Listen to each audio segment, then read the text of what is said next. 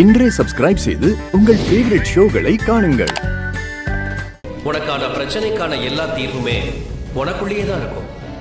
அப்படி இருக்கும்போது நான் நிராயுதபாணியா இருக்கேன்னு சொன்னா எப்படி பூமி?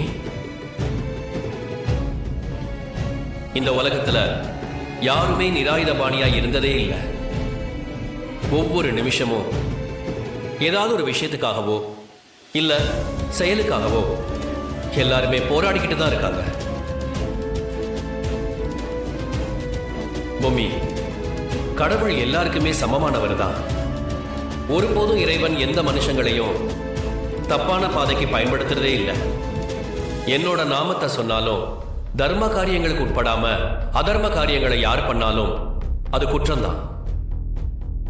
சிவந்தான்னு தெரிஞ்சாலும் நெற்றிக்கண்ணை திறப்பினும் குற்றம் குற்றமேன்னு சொன்ன நக்கீரன் வாழ்ந்த மண் இது. வாழ்க்கையில எல்லாத்தையும் கடவுளே நேர்ல வந்து செய்யணுங்கிற அவசியம் இல்லை. சில நேரங்கள்ல அவரால் தேர்ந்தெடுக்கப்பட்ட மனுஷங்களை கடவுள் கருவியா பயன்படுத்துவார். கடவுள் கருவியா பயன்படுத்துறதுல நல்லவங்களும் இருப்பாங்க, கெட்டவங்களும் இருப்பாங்க. அந்த மாதிரி தான் உன்னோட எல்லா செயல்களையும் நீயே நேரடியா செஞ்சு முடிக்கணும்னு நினைக்காத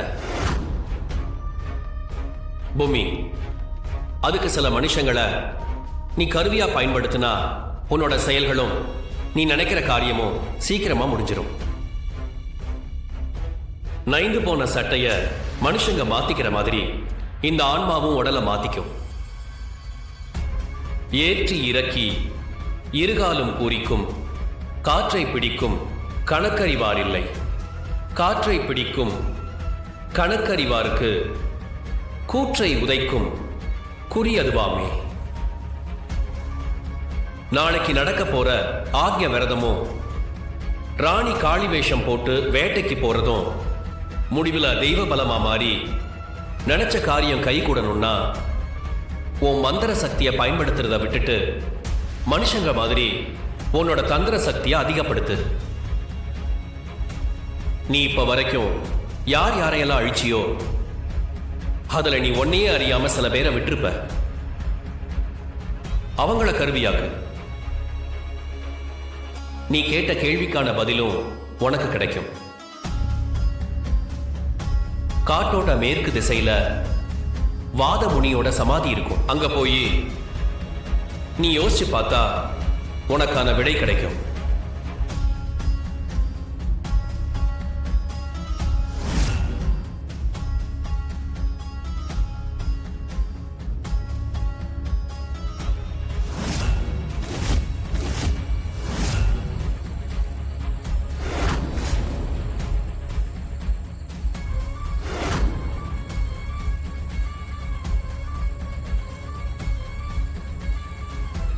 நான் இப்ப வரைக்கும் அழிச்சதுல